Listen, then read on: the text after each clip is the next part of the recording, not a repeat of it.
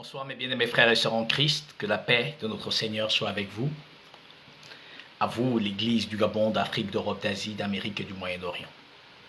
Que l'amour de notre Dieu y réside encore à jamais dans vos cœurs et qu'une joie immense, pas comme le monde la donne, que lui seul s'est donné, soit le partage de vos cœurs en ce temps et en ce moment, alors que nous allons partager quelque chose d'essentiel et d'important, afin que l'édification véritable de sa parole par la révélation de son Esprit Saint au moyen de sa parole soit l'objet réel de nos cœurs et une joie véritable dans la compréhension absolue et totale de la magnificence du Dieu éternel, du Dieu glorieux, Jésus-Christ. Que la paix soit avec vous. Je voudrais vous entretenir ce soir sur un sujet essentiel. C'est un sujet important de réaliser et de comprendre réellement cela. Le sujet sur lequel je voudrais vous entretenir ce soir, c'est que le diable n'a pas de pouvoir sur toi. Pourquoi je dis le diable n'a pas de pouvoir sur toi? Et tout au long de la prédication, tu vas comprendre que le diable n'a pas de pouvoir sur toi. Vous savez, ce qui a tué les hommes, surtout les peuples d'Afrique, c'est que le peuple d'Afrique est resté d'une manière ou d'une autre avec un pied dans la culture, un pied dans la tradition. Il n'est pas ici question de renier sa culture. Il n'est pas question ici de renier son identité africaine. Non, il est question de rentrer dans une évidence réelle qui n'a rien à y voir avec les coutumes ni avec les traditions de tous les peuples du monde réunis. Car Christ en nous nous dissocie absolument de tout ce qui a fait l'objet de notre égarement. Qu'est-ce que c'est un homme égaré? C'est un homme qui ne sait pas le chemin. Parce que si la tradition, en fait, amenait l'homme à l'évidence d'un chemin parfait, qui lui ramenait à une restauration, à une identité sans péché, alors le salut, la restauration viendra des traditions des peuples, viendra des coutumes des peuples, viendra réellement de cela. Mais ce qui a été et ce qui est aujourd'hui, c'est que le monde est rentré dans une perversion absolue et l'égarement s'est appuyé, c'est-à-dire dans notre cœur, et a pris forme et racine et nous a amenés dans un désordre total et absolu. C'est pourquoi vous allez remarquer que la crainte qui habite les hommes aujourd'hui n'est pas la crainte de Dieu. Pourquoi? Regardez, je vais prendre quelque chose que l'on a lu dimanche, je crois, et vous allez comprendre pourquoi je le dis. Prenons quelque chose dans le livre d'Ésaïe 29. On a lu ça dimanche, mais je veux prendre quelque chose là-bas pour que tu comprennes.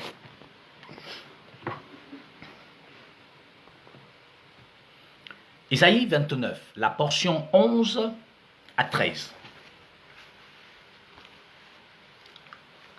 Ésaïe 29, la portion 11 à 13. Voyez-vous?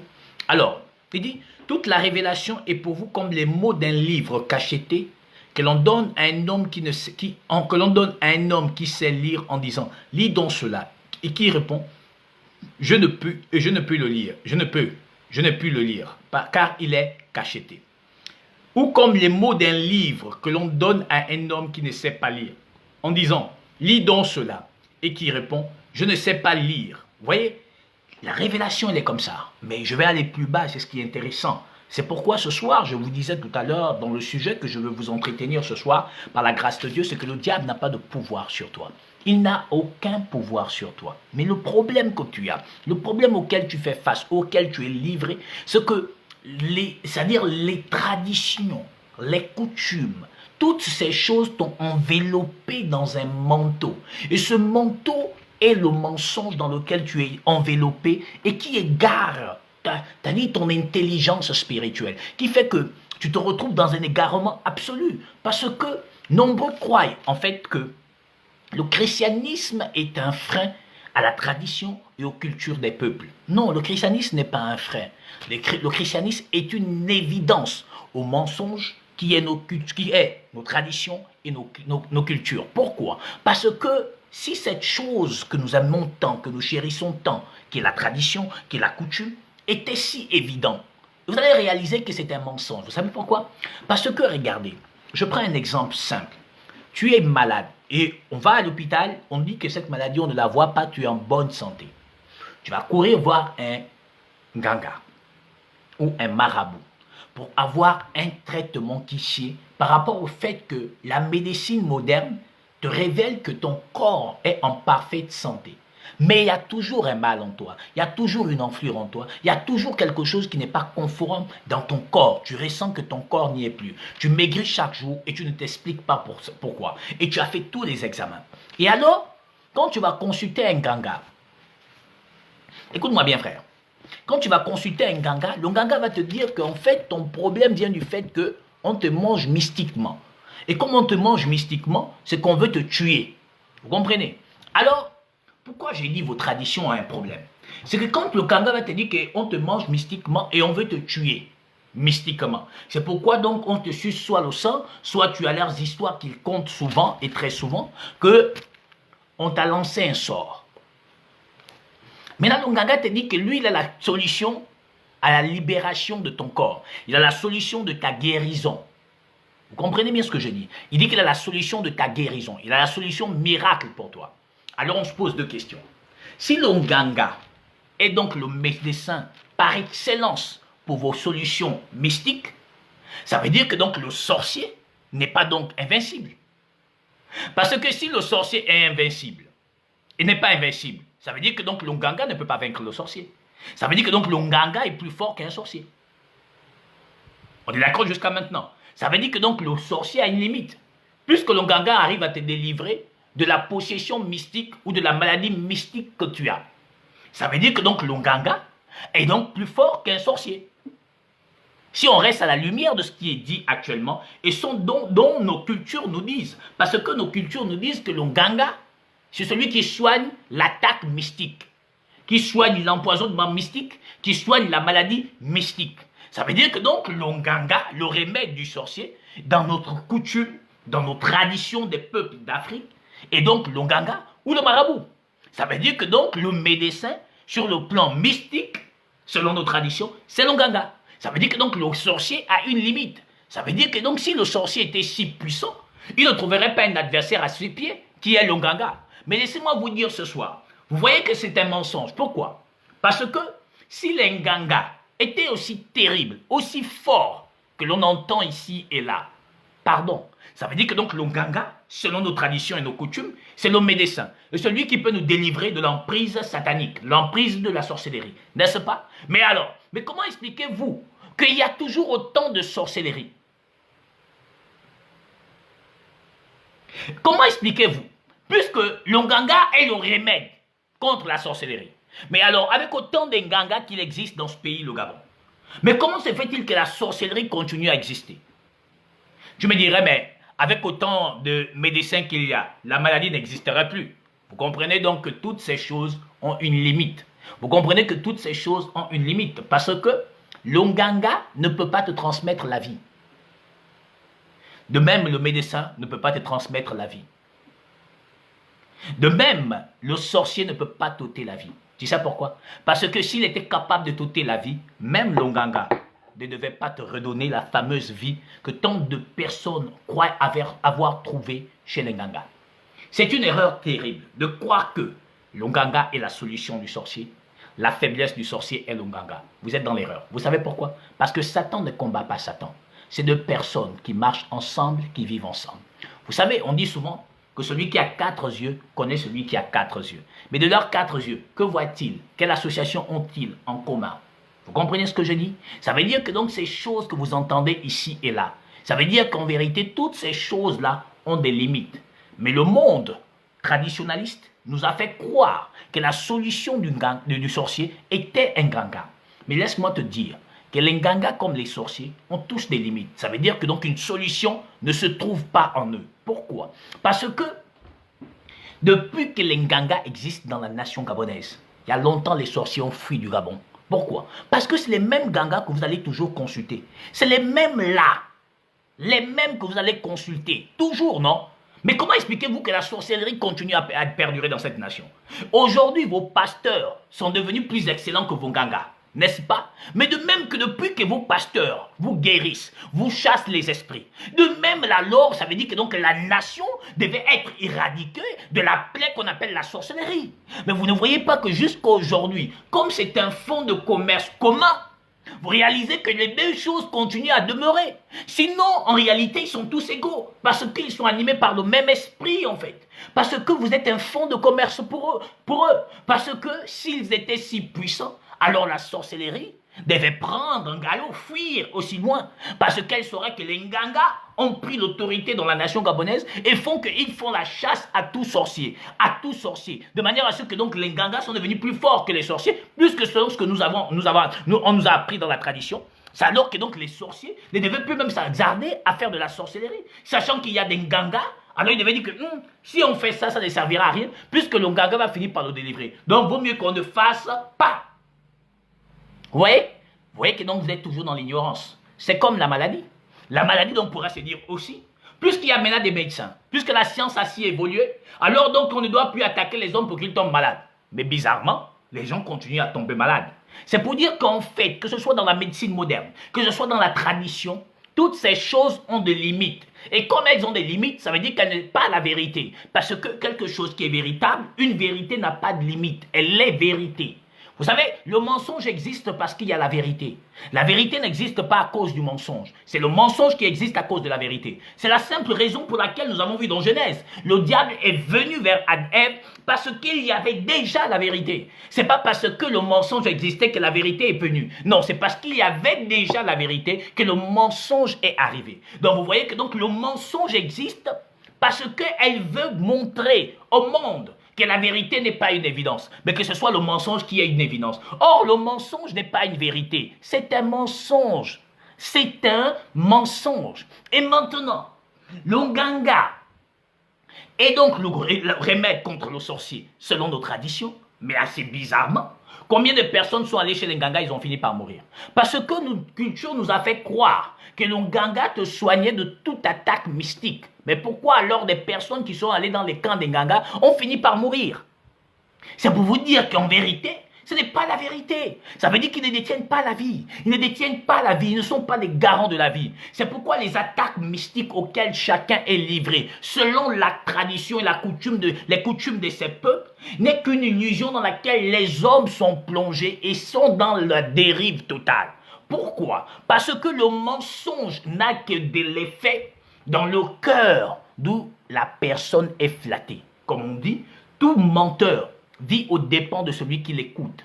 De même, frère, si tu écoutes des histoires et que tu crois cela, tu fais vivre ce menteur-là. Et c'est ce qui est arrivé. Le monde a donné, les peuples d'Afrique et du Gabon ont donné la valeur à ce qui était faux, et ce qui est faux existe et vit par vous. Et c'est ça qui fait qu'aujourd'hui, nous sommes dans un échec total et absolu. Pourquoi? Parce que tout menteur vit aux dépens de celui qui l'écoute. Et donc, toutes ces traditions, ces coutumes et ces choses auxquelles nous nous sommes attachés fortement, et c'est ça qui est aujourd'hui la raison de notre échec. Et comme nous n'arrivons plus à nous en défaire parce que nous sommes devenus tels que naturels à cela, du coup donc la nature ayant horreur du vide, cette nature ayant horreur du vide a pris forme dans notre existence. Et du coup quand nous marchons, la parole véritable venant en nous ne trouve pas de la bonne terre. Parce qu'au fond de nous, il y a un peu dans le christianisme, mais il y a aussi un peu dans nos traditions. Ce qui fait que nous sommes à cheval. Mais la parole a précisé qu'en mangeant indignement le corps du Seigneur, nous nous exposons à quoi? À la mort. C'est pourquoi la parole précise en disant, c'est pourquoi il y a tant de maladies, des infirmités, des morts au milieu de nous. Parce que nous sommes à cheval entre l'obéissance à la tradition et aussi un peu d'obéissance à la parole de Dieu. Mais ça ne marche pas comme ça. Parce qu'il n'y a pas de demi-vérité. Et vous allez remarquer pourquoi je vous ai amené dans Ésaïe 29. Alors la portion 13 dit, Ésaïe 29, la portion 13 dit, le Seigneur dit, quand ce peuple s'approche de moi, il m'honore de la bouche et des lèvres. Mais il m'honore de la bouche et des lèvres. Mais son cœur est éloigné de moi. La crainte qu'elle a de moi n'est que des préceptes et des traditions humaines. Ça veut dire que, pourquoi quand ton cœur s'approche de Dieu, il n'y a pas de crainte? Parce que ce qui t'est enseigné, ce qui t'est donné, n'est pas la crainte de Dieu. Pourquoi? Parce que la révélation de l'évidence de la véracité de l'Éternel ne réside pas dans ton cœur. Il suffit de voir quand tu es malade. Et tout simplement que les examens ont révélé que tu n'avais rien. Tu vas voir comment tu vas t'agiter. Parce que tu estimes qu'il y a une force maléfique qui détient quelque chose de ton corps. Et comme cette force maléfique détient quelque chose de ton corps, il faut que tu trouves une solution. Et la solution, selon toi, est d'aller vers un prédicateur truand, d'aller vers un ganga menteur pour trouver une solution, puisque la solution, selon nos traditions, elle nous a fait comprendre que le seul remède à la solution mystique, c'était le ganga. C'est pourquoi les Nganga ont réalisé deux choses. C'est qu'ils ont compris qu'ils n'avaient plus du succès. Et alors ils se sont tous transformés en apôtres de Christ. Ils se sont transformés en prophètes de Christ. Ils se sont transformés en tout ce que vos cœurs a toujours aimé. Quand vous étiez dans ce monde babylonien auquel vous vous livrez autrefois. Mais vous croyez avoir changé de veste. Mais en vérité, vous ne l'avez pas changé, puisque les mêmes choses qui faisaient l'affection de vos cœurs, c'est la même chose vers laquelle vous vous livrez en cherchant les consultations, en cherchant des cliniques spirituelles, en cherchant des traitements spirituels. D'où quelqu'un te dira, je suis dans un travail spirituel. C'est le même langage que l'on retrouve chez les Gangas. Comment quelqu'un va être dans un travail spirituel? Mais c'est quoi ce travail spirituel? Vous pouvez me montrer dans les Écritures, puisque Dieu soutient toutes choses par sa parole, où Paul était dans un travail spirituel.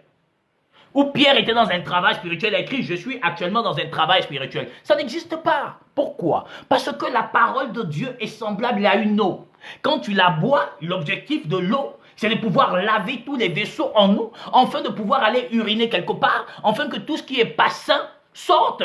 Est-ce que tu as besoin de 50 jours pour que cela se produise? Non, c'est une affaire et un mécanisme naturel qui n'a pas besoin de tes efforts. Vous voyez?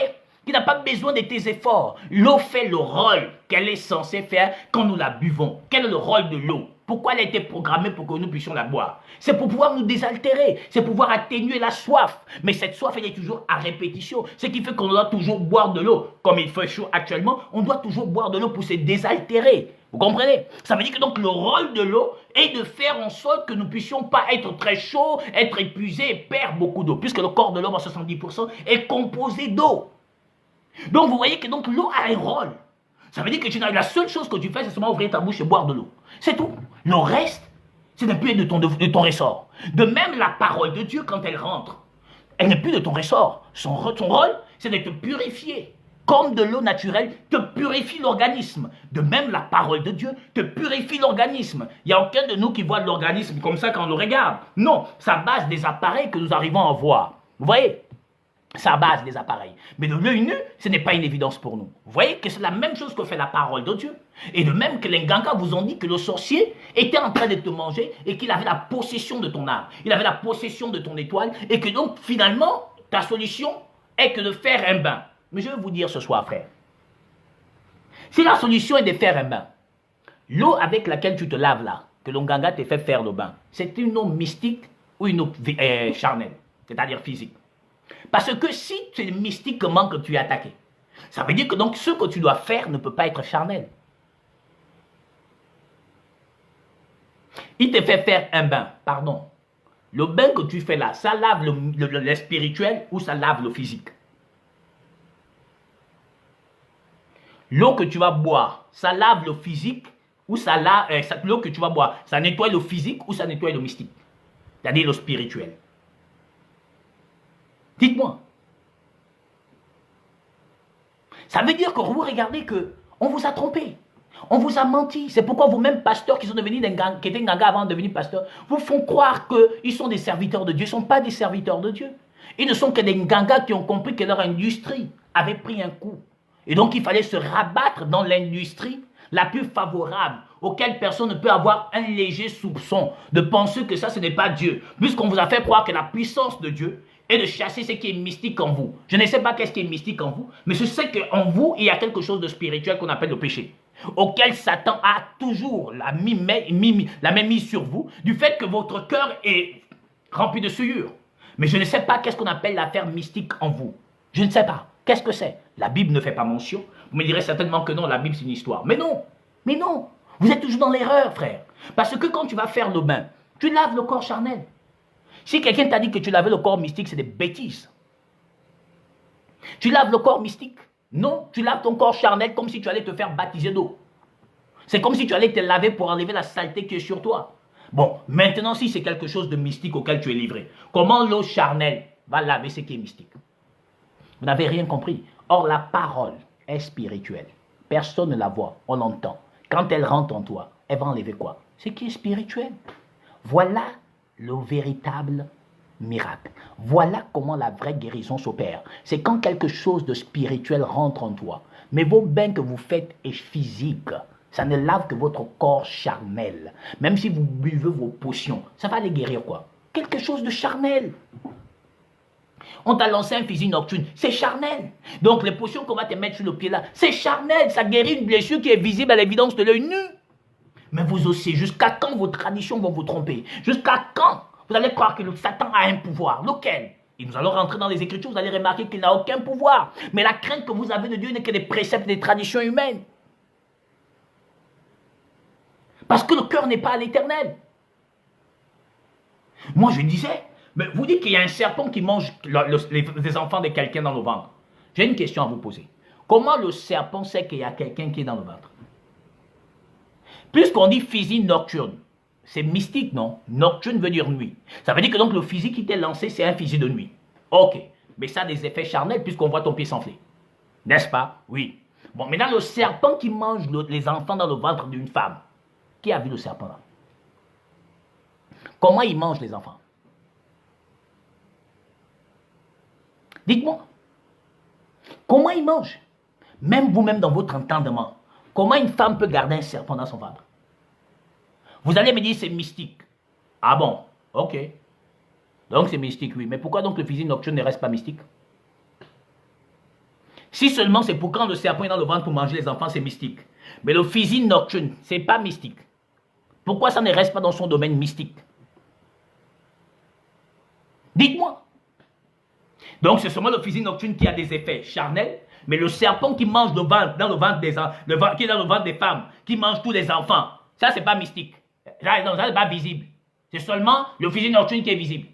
Vous voyez comment ils vous ont trompé? C'est des histoires. Il n'y a pas Dieu dans cette affaire. Il n'y a pas Jésus-Christ dedans. Ça veut dire que donc quand c'est le fusil nocturne, ça devient visible. Quand c'est le serpent qui mange les enfants, ça c'est mystique. Est-ce que vous entendez parler? Est-ce que vous entendez parler? Est-ce que vous entendez parler? Est-ce que vous entendez parler? Voilà quelqu'un qui a son diabète. La blessure sort. Ça n'arrive pas à guérir. C'est normal, la médecine l'a dit, non? Non, on va dire que tu as vu, c'est le fusil nocturne qu'on t'avait lancé. Vous n'avez fait aucun examen pour voir si cette personne est diabétique ou pas. Non, pour vous, c'est le fusil nocturne. Vous voyez? C'est-à-dire tout menteur vit aux dépens de celui qui l'écoute. Et c'est vous qui avez donné la valeur à Satan. C'est vous qui avez fait que la sorcellerie et vos traditions vous embrigadent dans le mensonge et dans l'ignorance. Pourquoi? Regardez. Prenons quelque chose dans le livre de Luc. Que le Seigneur bénisse à la lecture et à la prédication de ce soir. Prenons quelque chose dans le livre de Luc, chapitre 1. Et maintenant, je vais vous montrer, par l'évidence de la parole de Dieu, par son Esprit Saint, que Satan n'a pas de pouvoir.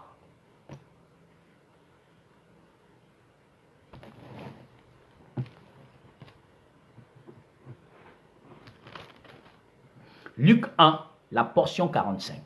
Écoutez ce que dit la parole. Et que Dieu bénisse à cette lecture et à cet enseignement. Au nom de Jésus-Christ. Amen. Luc 1, la portion 45. Regardez ce que ça dit. Il dit, « Heureux celle qui a cru, parce que les choses qui lui ont été dites de la part du Seigneur auront leur accomplissement. » Il dit, heureux celle qui a cru, car la parole qui a été dite par le Seigneur aurait son accomplissement. Écoutez-moi bien. C'est ce que le Seigneur dit ici. Elle a cru Marie et il y a eu l'accomplissement. Marie a cru et il y a eu l'accomplissement. De même, écoute-moi bien frère, sœur, de même, si le menteur te parle et que si tu y crois, ça aurait son accomplissement. Je vous prends un exemple banal. Un homme menteur, il drague une jeune femme. Il a fait croire à son mensonge. Si elle croit à ce mensonge, ça aurait son accomplissement. Ça veut dire que ça aurait de l'effet. Et l'effet, c'est qu'elle finira par tomber amoureuse de lui.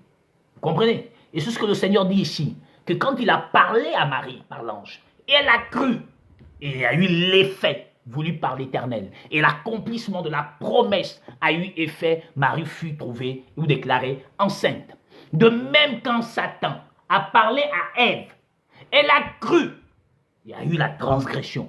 De même tout menteur, draguant une femme, elle croit, il y a eu ce qui va suivre. Vous comprenez? C'est la même chose qui se produit. Ça veut dire que dans ce monde et dans ce siècle, il y a deux sémences. Il y a deux peuples, il y a deux hommes, il y a deux peuples, il y a deux hommes. Il y a l'homme du péché et il y a l'homme de vérité. Il y a l'esprit de l'erreur et il y a l'esprit de vérité. Je ne sais pas si on se comprend. Ça veut dire que donc quand le Seigneur parle ici dans Luc 1,45, il parle de la prophétie annoncée. Elle a cru et a eu son effet. De même quand le mensonge proclame quelque chose. Et si nous y croyons, elle aurait aussi son effet et son accomplissement. Et la personne marcherait à cause, non pas de la vérité, mais que le mensonge lui orientera. Et tu vas remarquer que tous les actes et les actions qu'elle va poser, ce serait contrôlé et dicté en fonction de l'effet du mensonge qui domine son cœur.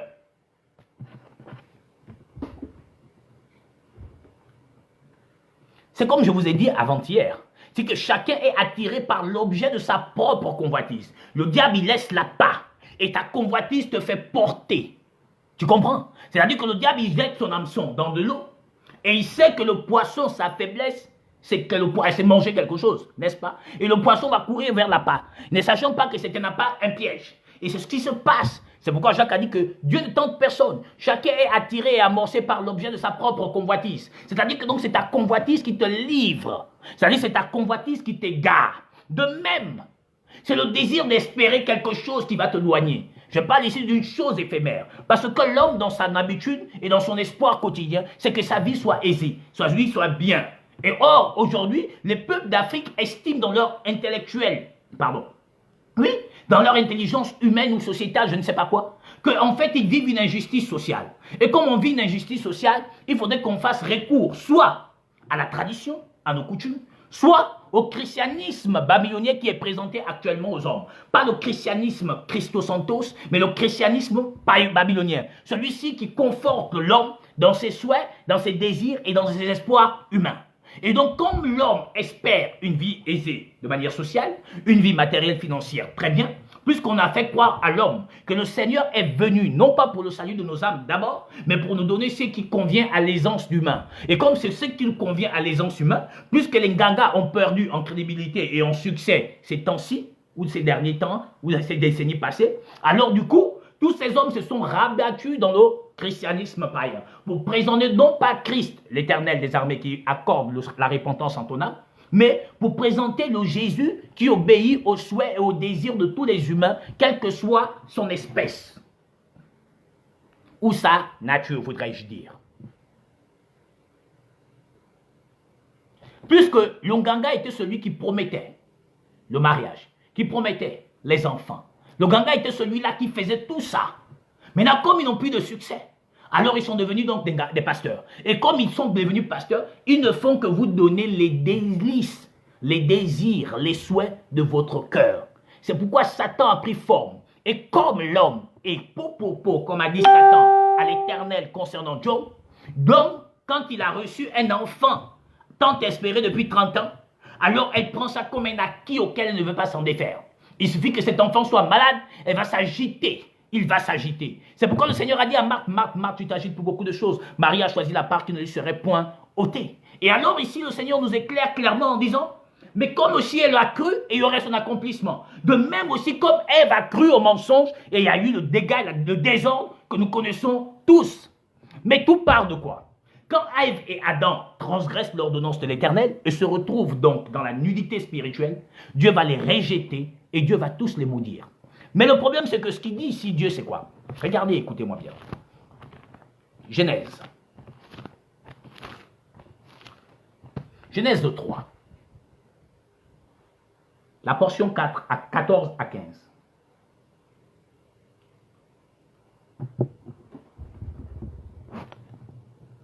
L'Éternel dit au serpent, puisque tu as fait cela, tu serais maudit entre tous les bétails,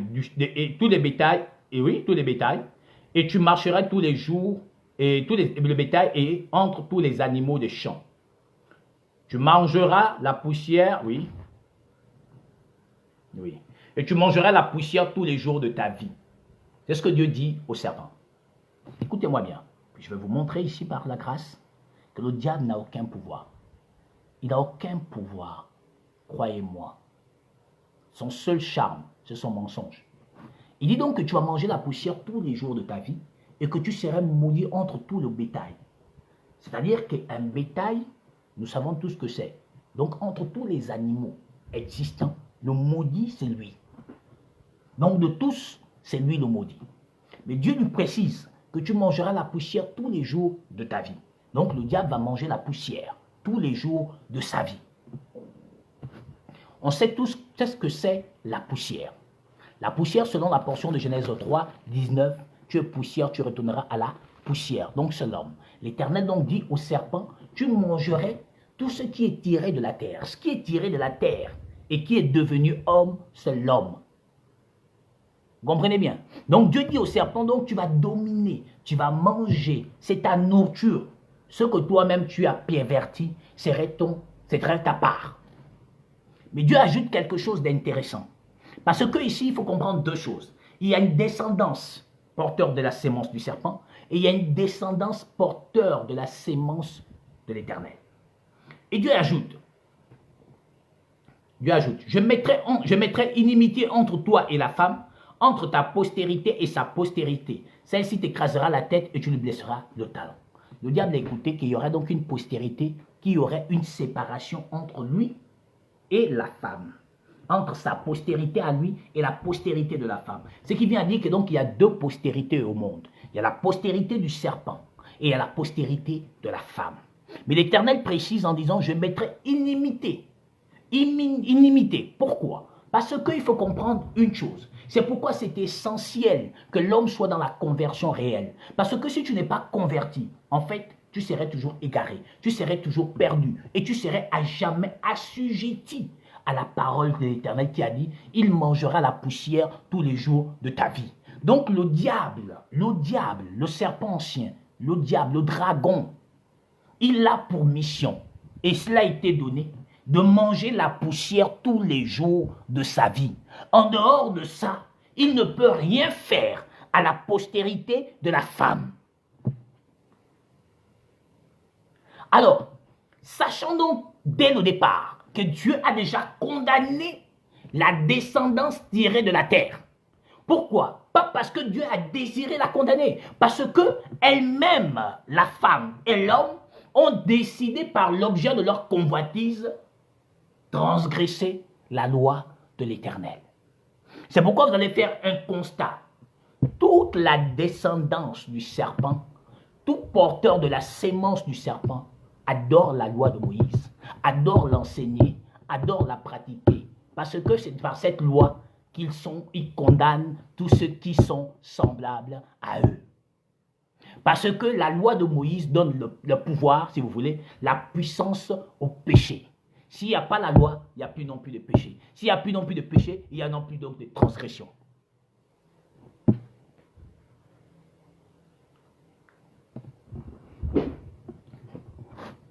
Alors donc il dit ça. Mais Dieu doit trouver un mécanisme, un moyen de pouvoir justifier la descendance de la femme. Parce que la descendance de la femme ne peut pas venir dans sa nature originelle. Parce que si elle vient dans cette nature, elle embrase la terre. Parce que tout ce qui est sur la terre est mort. Pourquoi? Tu vois, quand Jésus est sur le chemin du calvaire, on lui tabasse et tout ça, les femmes pleurent sur lui. Il dit, ne pleurez pas sur moi, car si on traite ainsi le bois vert, quand serait-il du bois sec? Ça veut dire que donc le bois sec, c'est le bois sans vie. Vous comprenez? Ça veut dire que donc tout ce qui est sur la terre, excepté l'arbre qui est porteur de la vie, c'est-à-dire ayant la serpe, le reste des arbres sont secs. Vous comprenez? Et comme ils sont tous secs, si donc nous descendons dans notre nature réelle, tous les arbres vont prendre feu. Et si tous les arbres secs prennent feu, même l'arbre de vie va prendre feu. Elle ne va pas brûler totalement, mais elle va brûler. Vous comprenez? C'est pourquoi donc Dieu ne pouvait pas descendre dans cette nature-là. C'est pourquoi donc le Saint-Esprit ne pouvait pas aussi descendre dans cette nature-là. Donc il fallait à Dieu une enveloppe, un corps identique à l'homme pour pouvoir communiquer facilement avec l'homme. C'est pourquoi Moïse prend soin quand Dieu est descendu sur la montagne et Israël a dit, nous ne voulons plus entendre ce Dieu-là, mais qu'il te parle et tu nous communiqueras. Alors Dieu va dire au travers de Moïse, je vais susciter quelqu'un d'entre vous, semblable à vous, et je mettrai mes paroles dans sa bouche. Donc Dieu avait donc besoin d'un corps semblable aux hommes. Puisque quand il est descendu sur la montagne, c'était tellement fort que même un seul animal ou quelqu'un touchait, il devait mourir. Et alors donc Dieu a pris un corps semblable au nôtre. Un corps pour pouvoir s'adresser à ses semblables qui sont dans le monde, mais qui ne sont pas du monde. Vous comprenez? Parce que quand quelqu'un naît de manière charnelle, seul Dieu sait que l'âme qui naît dans ce corps est à lui. Ce n'est pas l'enveloppe de l'homme qui naît qui est à l'éternel. C'est l'âme. C'est l'âme. C'est pourquoi il dit à Jérémie, dans l'ombre, que ne dis pas que tu es un enfant.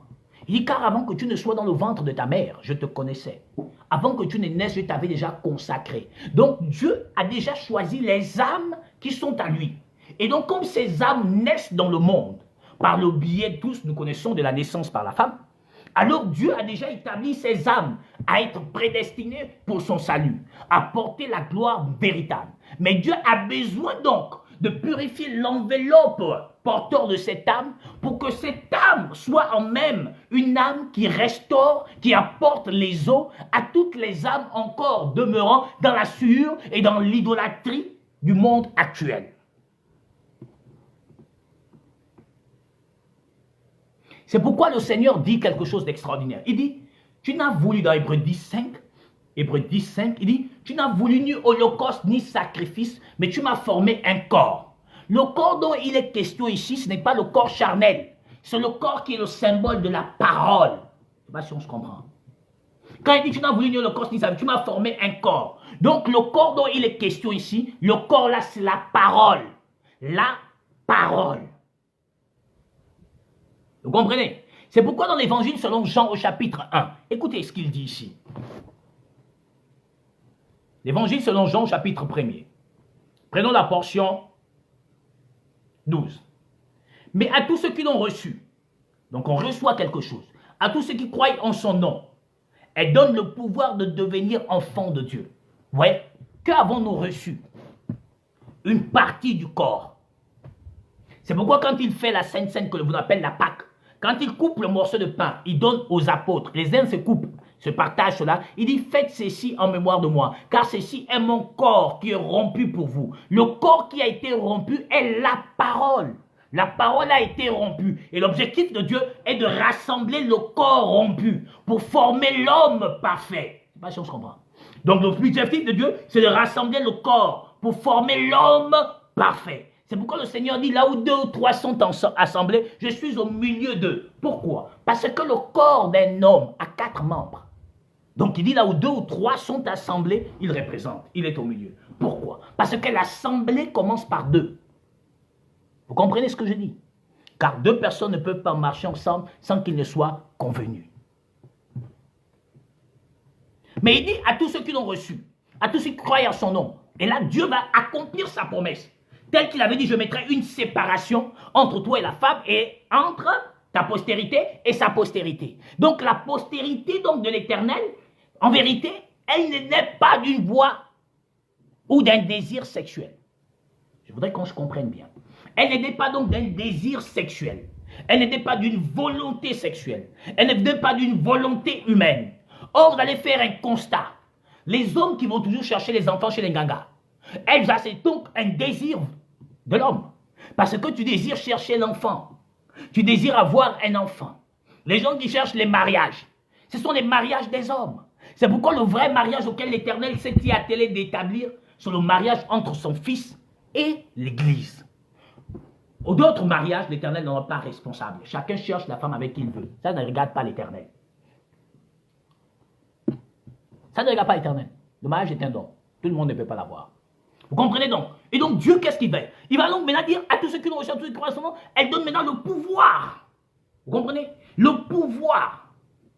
Voilà pourquoi tous les enfants que vous cherchez dans vos églises là, ce n'est pas Dieu qui vous donne ça. Si quelqu'un t'a dit ça, tu dis j'ai rencontré un frère, il s'appelle David. Il a dit c'est pas la vérité. C'est pourquoi Dieu dit dans Jean 3,16, Dans la portion, il dit, Dieu a tant aimé le monde qu'il a donné son Fils. Donc, le donné de Dieu, c'est ce qu'il dit ici. À tous ceux qui l'ont reçu. Qui ont reçu quoi? La parole. Pas la totalité, mais une partie de la parole. Tu vois, à tous ceux qui l'ont reçu. Donc, Dieu, ce qu'il a, Dieu a aimé le monde, mais il a donné quoi au monde? Son Fils. Donc, la parole. Vous comprenez? Donc, Dieu a tant aimé le monde qu'il a donné son Fils. Il a donné donc la parole. Et en donnant donc la parole, vous comprenez? Ça veut dire que donc si quelqu'un doit me donner un enfant, soit ça doit être l'enfant de Dieu. L'enfant de Dieu est la parole. Parce que la parole, c'est Dieu. Dieu est la parole. Vous comprenez? Ça veut dire que donc si je vais voir un prophète, comme c'est le cas pour moi, ça veut dire que quand tu viens me voir, tu dis je cherche un enfant, frère. Alors l'enfant que je dois te donner, c'est la parole. Parce que Dieu n'a donné aucune autre chose avant l'esprit qui est descendu plus tard. Mais la première chose que Dieu a donnée pour sauver l'homme, c'est la parole. Donc Dieu a tant aimé le monde qu'il a donné son Fils. C'est donc par le Fils que nous sommes sauvés. C'est donc par la parole que tu es sauvé. Et donc il avait raison de dire dans Hébreux 10, la portion 5, que tu n'as voulu ni sacrifice, mais tu m'as formé un corps. Le corps qui est le symbole de la parole qui fut donnée pour restaurer nos cœurs et pour nous donner l'identité de l'homme parfait auquel l'Éternel a dit, celui-ci est mon fils bien-aimé en qui j'ai mis toute mon affection. L'affection dans l'esprit qui redonne la vie à la parole qui était au commencement avec Dieu et qui était Dieu. Et la parole était Dieu, et la parole était avec Dieu. Ça veut dire que donc si tu reçois la parole, et que Dieu par son esprit descendant dans sa parole, tu deviens quoi? Tu deviens Dieu.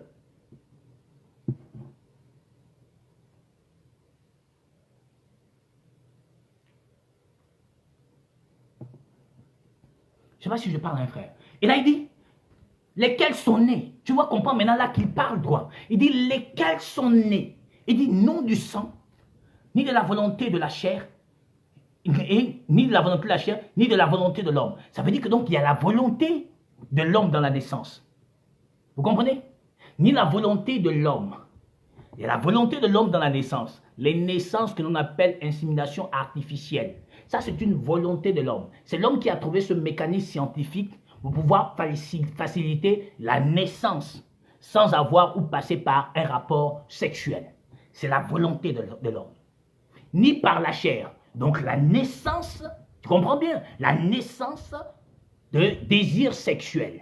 Après il dit, ni par, je ne sais pas c'est quoi la suite, ni par la volonté, mais ni par la volonté de l'homme. Oui, les Nganga aussi qui prennent les esprits méchants répandus dans les lieux célestes, qui vous mettent ça dans le ventre, qui finalement, Dieu permettant, comme il a permis pour Caïn dans Genèse 4, cet enfant, il sort et devient le plus grand délinquant, il te viole même, il viole les sœurs, etc.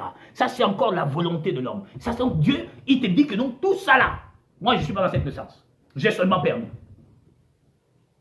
Vous comprenez? Donc Dieu nous a donné donc une seule chose, son Fils, sa parole. Vous comprenez? Et donc sa parole entrant en nous, fait de nous donc par l'Esprit de Dieu, héritier de Dieu, co-héritier de Christ. Et vous allez comprendre une chose, c'est-à-dire que tu deviens Jésus-Christ. Pourquoi? Parce que Paul, sur le chemin de Damas, quand il va pour chasser les chrétiens, qu'il apparaît, c'est l'Éternel. Pourquoi? Parce que l'Éternel combat pour lui-même. Il combat et défend ce qui est à lui. Il combat et défend son église. Il combat et défend sa chair qui est semblable à lui. Il apparaît à Paul, il dit quoi à Paul? Il n'a pas dit à Paul, tu persécutes les chrétiens, pourquoi? Il dit, Paul, pourquoi me persécutes-tu? Vous comprenez?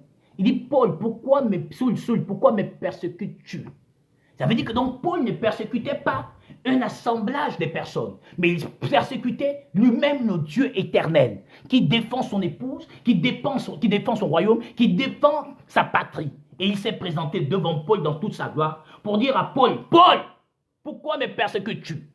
Frère, si tu es dans la nature des chrétiens primitifs du temps d'autrefois, alors qui doit aller te défendre auprès des sorciers? Qui doit combattre pour toi auprès de Satan? Qui va combattre pour toi auprès de sorciers? Est-ce que vous voyez que les chrétiens des Bérets ont eu besoin de se présenter devant Paul pour dire pourquoi tu nous persécutes? Non, lui-même s'est levé, a dit stop Paul, tu es un choix pour moi. Et voilà ce qui va se passer par la suite te concernant. Vous comprenez ce que je dis, frère? Paul dit, quand il a pris à celui qui m'avait mis à part, je ne consulta ni la chair ni le sang. Il dit, il n'a pas consulté la chair et le sang, pourquoi? Parce que la chair et le sang est le domaine maudit et nourriture de Satan, auquel l'Éternel a dit, dont tu mangeras la poussière tous les jours de ta vie. Ça veut dire que donc Satan a pour mission, même pas mission, Satan pour manger, il lui faut l'homme. L'homme pécheur, l'homme portant de sa sémence. C'est pourquoi Paul dit, je n'ai consulté ni la chair ni le sang. Il s'est donc dissocié du vieil homme. Il s'est dissocié de ce que Dieu a rejeté. Parce qu'on vous ment. Dieu n'a jamais, après le péché d'Adam et Ève, Dieu n'a jamais acclamé la chair et le sang. Parce que Dieu est la chair et le sang. Vous savez pourquoi? Parce que la chair et le sang ne se soumettent pas à la volonté de Dieu. Elle ne le peut même pas. Parce que Dieu a condamné le péché dans la chair. Et donc Dieu a dit, la chair et le sang n'héritent pas le royaume des cieux. Mais ce à quoi vous êtes livrés au quotidien, c'est ceux qui n'héritent pas le royaume des cieux. Ceux que vous satisfaisez tous les jours n'héritent pas le royaume des cieux. C'est la chair et le sang. Et donc pour devenir chrétien, il faut te défaire. C'est pourquoi la naissance du chrétien est séparée de la naissance charnelle. C'est pourquoi il dit à Nicodème, si tu n'es pas d'eau et d'esprit, tu ne peux voir le royaume des cieux ou rentrer dans le royaume des cieux. Je ne sais pas si je parle à un frère ce soir.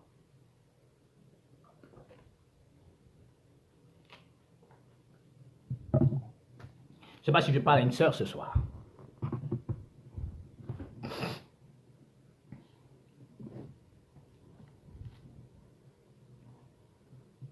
Alors, à la lumière de ça, si tu es devenu donc Jésus-Christ, pardon, on dit tout genou fléchira dans les cieux, sur la terre et sous la terre.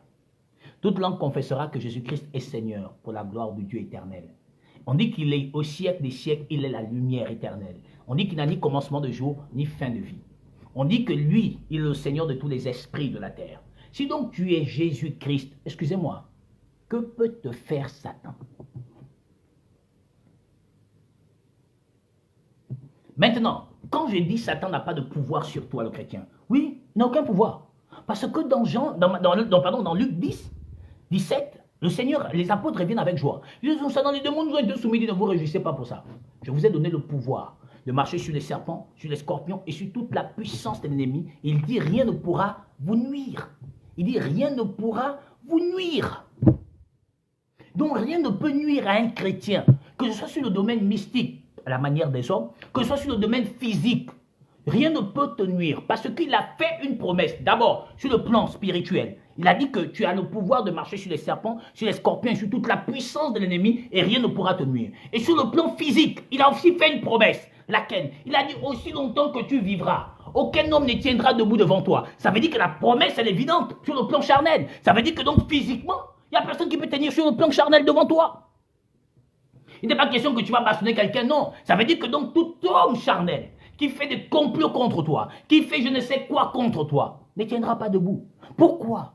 Parce que c'est toi qui ordonnes. Et personne d'autre.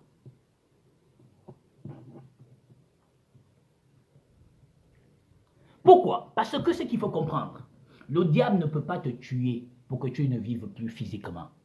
Si on t'a dit ça, c'est des histoires. Quand je parle ici de tuer, c'est la manière africaine que l'on appelle la sorcellerie. Où on va te dire que non, le sorcier va te tuer, demain tu vas mourir. C'est ça dont je parle. Je n'ai pas dit que Satan ne pouvait pas, par la volonté de Dieu, bien sûr, comme les apôtres, ils ont été tués, décapités, parce que Dieu avait voulu que les choses soient ainsi. C'est pourquoi ils étaient les premiers condamnés à mort. Je parle ici de la mort par la sorcellerie. Je parle ici de la mort par la sorcellerie, d'où on a livré les peuples d'Afrique et principalement le Gabon. À quoi? À croire que le sorcier avait la capacité de te ôter la vie de manière charnelle. Faux. Vous savez pourquoi? Regardez ce que dit l'Éternel quelque part ici. Prenons quelque chose dans Jean 19.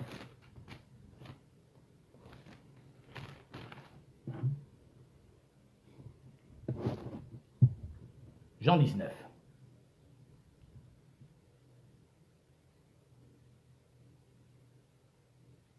Jean 19, la portion 10. Pilate dit, est-ce à moi que tu ne parles pas? Ne sais-tu pas que j'ai le pouvoir de te crucifier et j'ai le pouvoir de te relâcher? Écoutez ce que dit Pilate. Pilate est un type de Satan.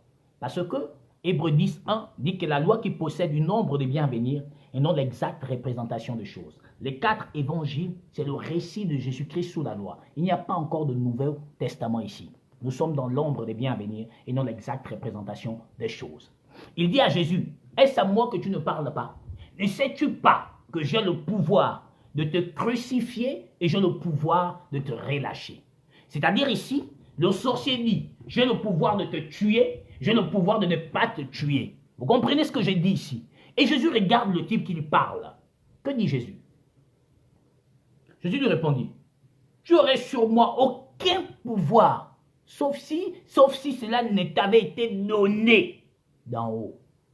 Il ajoute en disant, celui qui te livre, me livre à toi comme un très grand péché. Mais il dit, tu n'aurais sur moi aucun pouvoir, sauf si cela t'aurait été donné. Ça veut dire que donc Dieu a-t-il donné mandat aux sorciers de tuer les hommes?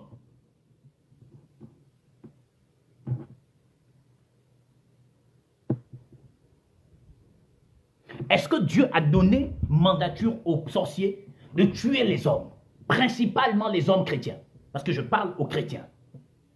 Est-ce que c'est évident? Non. Est-ce que même les gens charnels, est-ce que c'est évident? Non.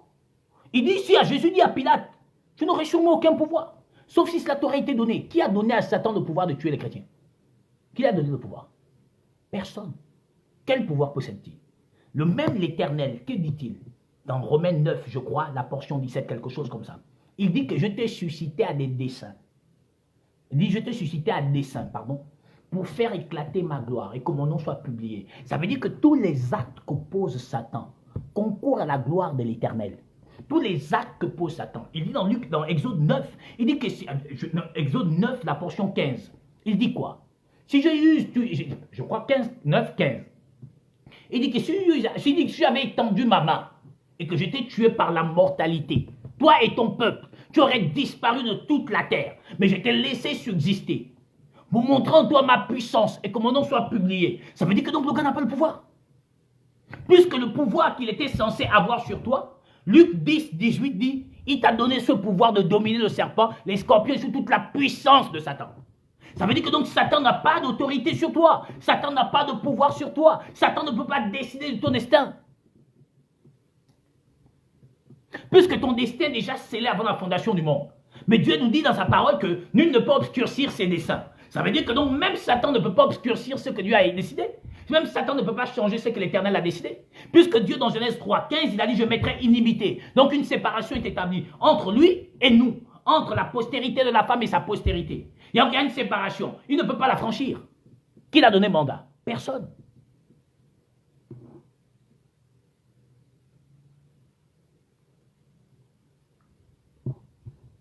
L'Éternel dit ce que le Père l'a remis entre les mains. Ni ne peut le lui ravir. Alors je vous pose la question. Peut-on aller ravir une âme de l'Éternel entre ses mains? Est-ce que Satan peut-il aller ravir une âme de l'Éternel entre ses mains? La preuve même quand Dieu lui demande, il demande à Dieu de pouvoir persécuter Job, l'Éternel dit je ne te permets pas de toucher à sa vie.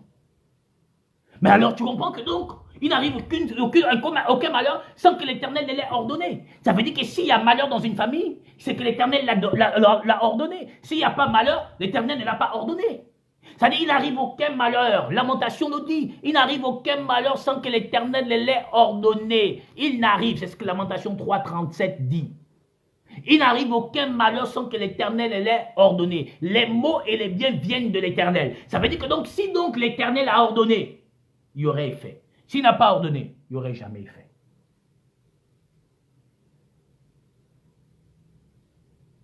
Je ne sais pas si je parle à un frère, à une soeur ce soir. Il dit, qui dira qu'une chose arrive sans que l'Éternel l'ait ordonné? Ça veut dire que donc, tant que l'Éternel n'a pas ordonné, la chose n'a pas d'effet. Parce que Satan n'a pas eu mandature pour pouvoir tuer les gens. La seule chose que Satan fait, et je vais vous révéler ce qu'il fait, vous allez être surpris peut-être, et vous allez bénir le Seigneur comme vous êtes en train de le bénir actuellement. Ça veut dire que donc Dieu n'a pas mandaté Satan pour tuer les hommes de manière charnelle. Il n'a pas ce pouvoir, frère. Il n'a pas, Jésus l'a dit, qui dit, tu n'aurais sur moi aucun pouvoir. Parce que crucifier quelqu'un, c'est le faire tuer. Le relâcher, c'est que je n'étais pas tué. Ça veut dire que donc si les sorciers ont ce pouvoir, alors ça veut dire que donc les sorciers sont les gars de Dieu. Alors, jetons les Bibles. Allons-y nous prosterner devant les sorciers. Mais le même sorcier lui-même, il a assujetti au temps. Vous savez pourquoi les hommes sont dans l'erreur? Parce que les hommes n'ont pas cherché l'Éternel Jésus-Christ. Le sorcier est aussi assujetti au temps. Le temps nous commande. Nul n'est maître du temps. Nous sommes assujettis tous au temps. On est tous sous la disposition et la volonté du temps. Le temps, oui, nous guide. Le temps nous conduit. C'est pourquoi l'Éternel est le maître des temps et des circonstances. Il n'y a aucun homme sur la terre qui peut changer le temps et les circonstances. Je dis, il n'y a aucun homme. Allez chercher et fabriquer vos machines de manière scientifique. Ça ne changera pas.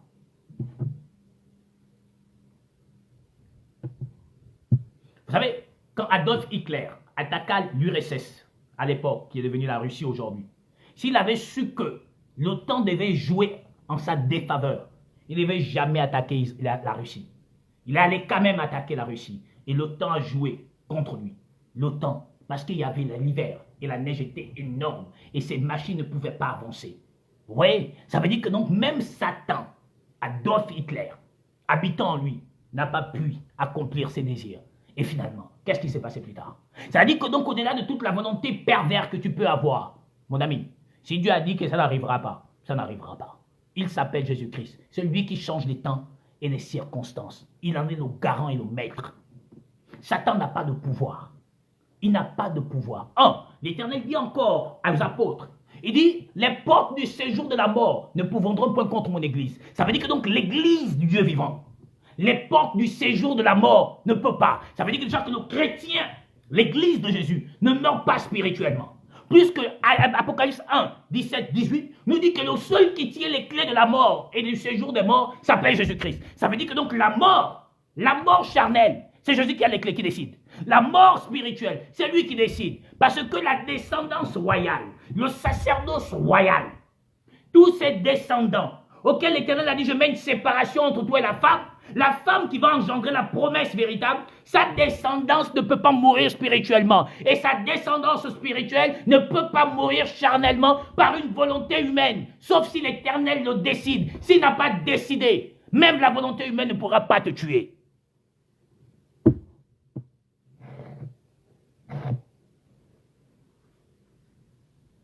La preuve, parmi nous, il y en a qui ont vécu des choses. Parmi nous, il y en a qui ont traversé des choses. Mais pourtant, tu es toujours compté parmi les vivants. Alors, à quel niveau on est? Ça prouve que donc, eux, ils sont que du mensonge.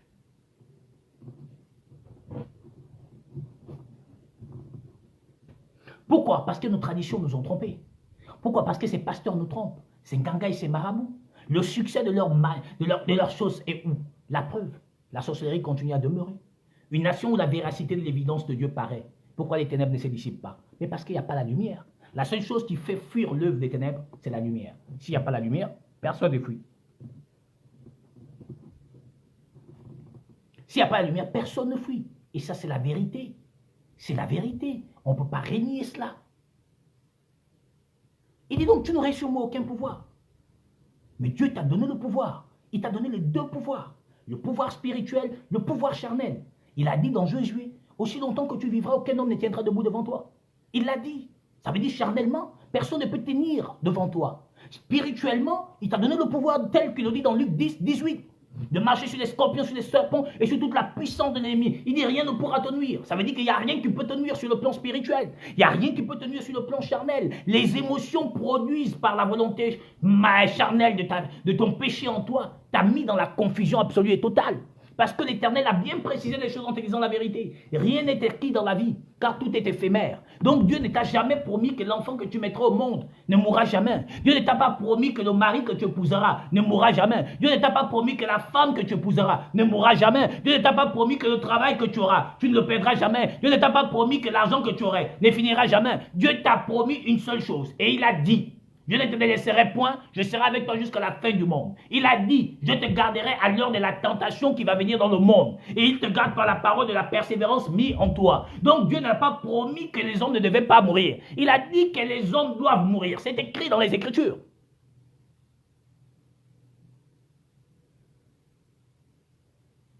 Car il est réservé aux hommes de mourir. Après quoi vient le jugement. Donc Dieu n'a pas dit que la mort ne devrait plus exister. Je parle de la mort charnelle. Dieu a promis la mort spirituelle. Parce que, c'est que vous devez comprendre, mes frères. Regarde. Prenons quelque chose ici. Prenons quelque chose dans Jean 8.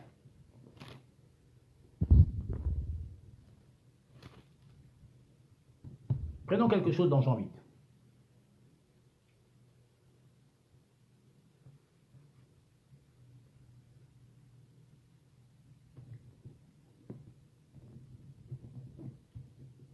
bien aimés, il faut vous défaire de tout ce qui fait l'objet de vos cœurs. Parce que c'est par là que le diable vous fait saigner toutes les nuits. C'est par là que le diable vous fait pleurer toutes les nuits.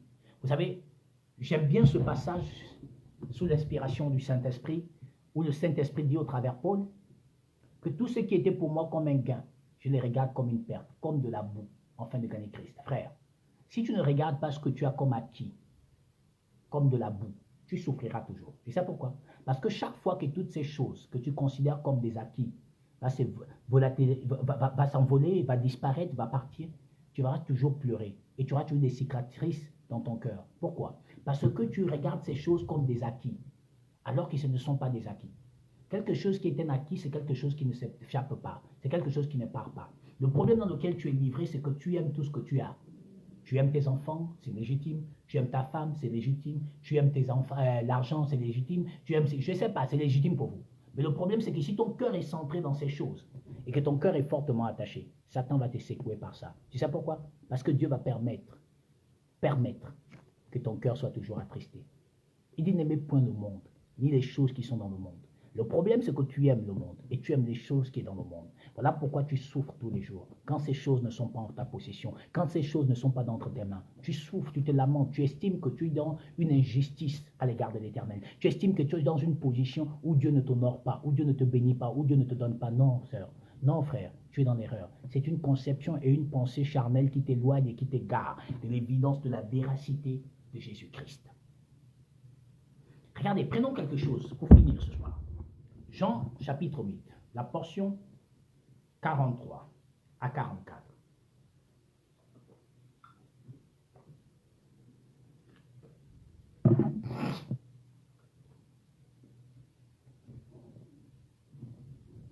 Si tu as encore mal quand tu perds quelque chose, c'est que tu es encore attaché à ça. Mais si tu ne pleures plus quand quelque chose s'en va, c'est que tu es en train de marcher vers la conversion. Et Satan n'aurait plus une occasion de rentrer dans ta vie. Regardez, Jean 8, la portion 43 à 44. Il dit, pourquoi ne comprenez-vous pas mon langage? Parce que vous ne pouvez écouter ma parole. Et vous avez pour père le diable. Et vous voulez accomplir les désirs de votre père. Il a été meurtrier dès le commencement. On dit que Satan a été meurtrier dès le commencement. On dit Satan a été meurtrier dès le commencement. Donc je vous pose une question ce soir. À quel instant était-il assassin? On dit dès le commencement. C'était physiquement, spirituellement. Je vous pose la question. On dit Satan était meurtrier dès le commencement. À quel instant a-t-il été un assassin? N'est-ce pas quand il tua Adam et Ève par la transgression? N'est-ce pas quand il porta le message, non pas l'évangile parfait, mais le mensonge à Ève et Adam, et qu'il finit par mourir spirituellement? Car Adam est mort à 930 ans. Or, un jour égale 1000 ans. 1000 ans égale un jour. Adam est mort à 930 ans. Ça veut dire qu'Adam n'a pas fait un jour sur la terre. Un jour, il n'a pas fait. Un jour égale 1000 ans. Il n'a pas donc fait 1000 ans. On dit que Satan a été meurtrier dès le commencement. Je vous pose maintenant la question. Si on doit attribuer quelque chose à Satan, n'est-ce pas la mort spirituelle? On dit qu'il a été meurtrier dès le commencement. On n'a jamais dit qu'il a été meurtrier physiquement. On dit qu'il a été meurtrier dès le commencement. Meurtrier, c'est un assassin dès le commencement. Quand? C'est quand il a tué Adam et Ève de manière spirituelle, pas charnelle, pas charnelle. Vous comprenez? Et quand Caïn tue son frère Abel, c'est charnel, c'est pas spirituel. Donc, le premier assassin spirituel, c'est Satan. Le premier assassin physique, c'est Caïn. À cause de quoi? À cause de la jalousie. C'est la même pensée qui anime les gens jusqu'à aujourd'hui. Pourquoi on assassine? Pourquoi on empoisonne? Par objet de convoitise. Si quelqu'un fait un crime rituel, c'est parce qu'il espère de l'argent au travers ça. Donc c'est par sa convoitise qu'il pose cet acte. Si quelqu'un viole, c'est par sa convoitise sexuelle qu'il va violer. Si quelqu'un frappe, c'est par sa convoitise de vouloir toujours dominer et battre. C'est-à-dire c'est toujours par l'objet de vos propres convoitises que vous êtes victime du péché qui habite en vous. C'est ce que Dieu dit à Caïn. Il dit, si tu agis bien, le péché ne se couchera pas devant ta porte et il ne te saisira pas. Mais le problème, c'est que si tu n'agis pas bien, c'est normal, puisque la conversion n'est pas parvenue à ton cœur et l'envie habite ton cœur. Ce qui fait que les souillures et le péché habitant en toi te divertissent, c'est-à-dire te contredisent, te Tu es diverti, non pas le sens positif, parce que c'est une diversion totale et absolue de la voie parfaite, mais en vérité, tu es assujetti à ses désirs et à ses souhaits. Ce qui fait que tu es dans la désolation totale et perdu éternellement. Donc la raison véritable par laquelle Satan vous tue spirituellement, c'est par vos désirs, c'est par vos convoitises, c'est par vos espoirs, c'est par vos souhaits. Mais il a été meurtrier pas physiquement, mais spirituellement. Et l'homme, physiquement, qui a tué le premier, c'est Acaïn. Pourquoi? Par jalousie. Donc tous les meurtres que vous voyez là, c'est juste la jalousie qui anime les cœurs des hommes. Les guerres que vous voyez par-ci, c'est par jalousie. Pour ne pas dire que l'autre ne me dépasse pas, je dois rester la suprématie, je dois être ceci, c'est par jalousie. Pourquoi les enfants des X, les enfants des autres? C'est par jalousie que le meurtre est rentré dans le monde. C'est par jalousie que le meurtre est rentré dans le monde. Et jusqu'à aujourd'hui, même dans nos familles, c'est par jalousie qu'on est haï. C'est par jalousie qu'on nous envie. C'est par jalousie. La jalousie parce que l'autre est mieux. La jalousie. Donc, pardon, avant de parler de soi-disant Satan aurait un pouvoir, avant de parler soi-disant que les sorciers auraient un pouvoir, une autorité qui, je ne sais pas, qui leur a mandaté de cela, parlez d'abord des cœurs des hommes.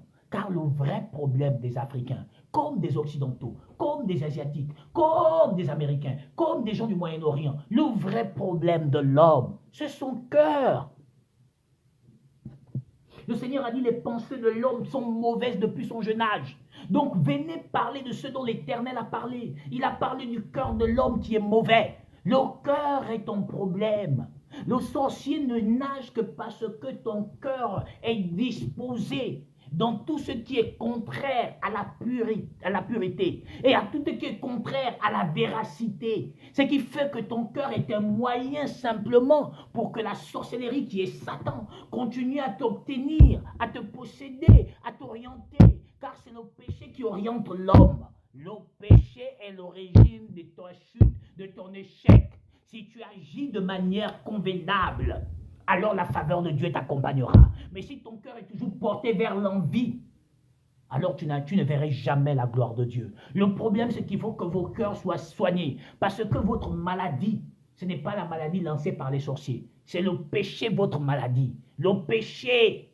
C'est pourquoi il faut examiner vos cœurs pour voir si vous êtes dans les dispositions d'avoir l'Esprit du Seigneur, l'Esprit Saint, le Saint-Esprit, pour qu'il puisse vous orienter, vous conduire. Avant d'accuser les autres, regardez d'abord vous-même.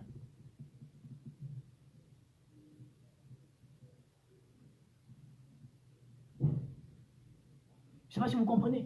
Donc Satan, il tue spirituellement. Et les hommes tuent charnellement, par jalousie. C'est ce qui s'est passé dans Genèse 4. Par jalousie. C'est par jalousie qu'il y a le meurtre dans le monde. C'est par jalousie. Alors soignez d'abord vos cœurs. Soignez vos cœurs. Mais le problème, c'est que vous ne voulez pas laisser la parole soigner vos cœurs.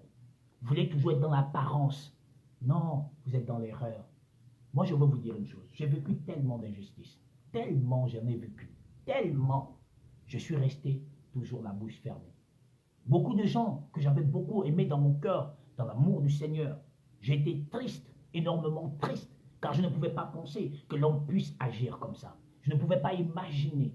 Mais la seule personne qui a défendu mon droit, qui a défendu ma cause, c'était l'Éternel Jésus-Christ. Jusqu'aujourd'hui. Et il m'a fait droit aujourd'hui. Il m'a fait justice aujourd'hui.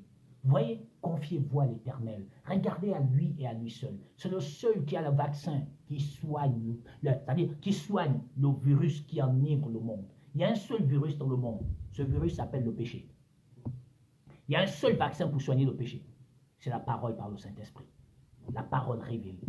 C'est lui, le vaccin contre la maladie appelée le virus, appelé le péché. Donc, mes amis, mes bien-aimés frères, votre problème ne se trouve pas chez les sorciers.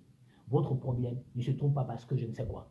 Ton problème, c'est ton cœur qui est encore habité par les idoles et par les souillures.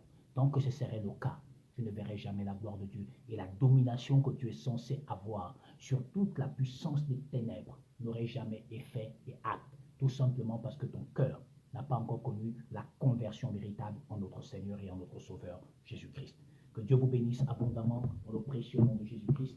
Je vous donne rendez-vous, si le Seigneur me juge digne de partager sa parole ce vendredi dès 18h30 sur la page La Parole de Jésus-Christ, afin que l'amour de notre Dieu ne cesse de nous conduire et bondir nos cœurs encore de joie, à l'écoute de la véracité de sa nature, afin que nous sortons de l'égarement à la lumière, afin que la parole qui est une lampe à nos pieds soit la lumière qui nous conduit sur le chemin éternel. Que Dieu vous bénisse au nom de Jésus-Christ. C'était le bien-aimé frère David. Paix et grâce à vous et à vous tous. Bonne soirée dans la joie de notre Seigneur. Que Dieu nous dispose encore pour nous retrouver ce vendredi dès 18h30.